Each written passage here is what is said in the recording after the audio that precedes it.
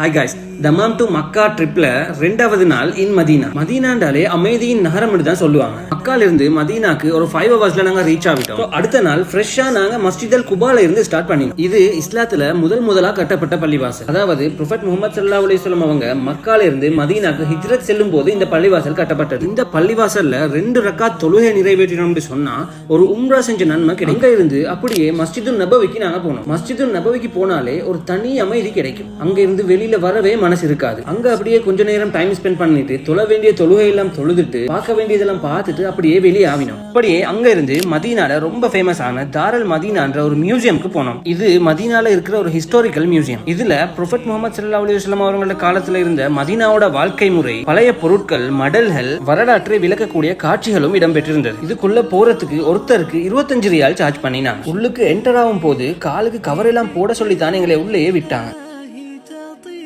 அழகான முறையில Arabic coffee கொடுத்து பேரீச்சம்பழம் எல்லாம் கொடுத்து தான் எங்களைய வெல்கம் பண்ணினாங்க.